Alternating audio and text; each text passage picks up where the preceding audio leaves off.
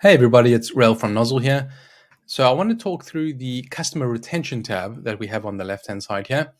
When we talk about customer retention at Nozzle, we almost always are talking about somebody buying at least twice, and it does not have to be the same product or ASIN, right? They could go buy product A for the first purchase and then go buy product B, product C, and that's going to count as retention. We just think that's a better reflection of what's going on in your business around cross purchases, for instance. So when I look at a tab like this, we're going back, let's say, 6 months. Again, you can customize the time period. What this is saying is that in these last 6 months, you've had 31,945, so nearly 32,000 unique individuals buy from you, buy at least once from you.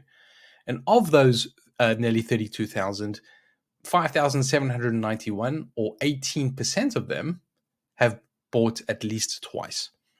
And so, carrying on the logic here, if you go to the third order, you can see that 36% of the 5,791 or 2,081 have bought at least 3 times. And so, what we are really interested in here at Nozzle are these percentages, what we call the retention curve over time. So, the biggest drop off is always going to be from the first to the second purchase.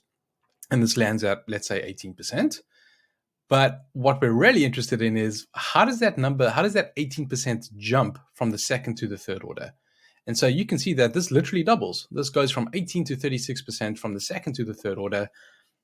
And this is really powerful. And this is actually something that we see pretty much across the board, is roughly a doubling of the retention rate from the second to the third order when compared to the first to the second. And this is basically a long way of saying is that you should really, really pay attention to getting people to buy twice from you. So if you want to think about any remarketing campaigns, if you want to think about any product inserts that are terms of service compliant, it's really worth your while doing that, because if you can get somebody to buy twice, the chances of them then buying a third time are actually double than from going from the first to the second. And of course, some of those people are going to be buying a fourth time or a fifth time, etc. And in fact, we've got a table going all the way over here. In this case, there seems to be one very, very dedicated customer who, 49 times is just carrying on buying and buying. But you can see what that retention rate looks like. The other thing that we're quite interested in is where does it start leveling off, right? So from 18 to 36, that's a doubling. That's a really steep jump. 36 to 39, well, that's a marginal jump. There's not much of a big jump. And then 39 to 40, for instance, that's pretty much the same. But then you can see something like that. It's jumping to 53. So for this brand, is kind of leveling off at something around 40 to begin with. Then gets after 10 purchases, then it's kind of pretty consistent in over 50%. So if the quicker the quicker that your retention curve levels off, let's say after 4 purchases, it's pretty much consistently, 60, 70%, something like that.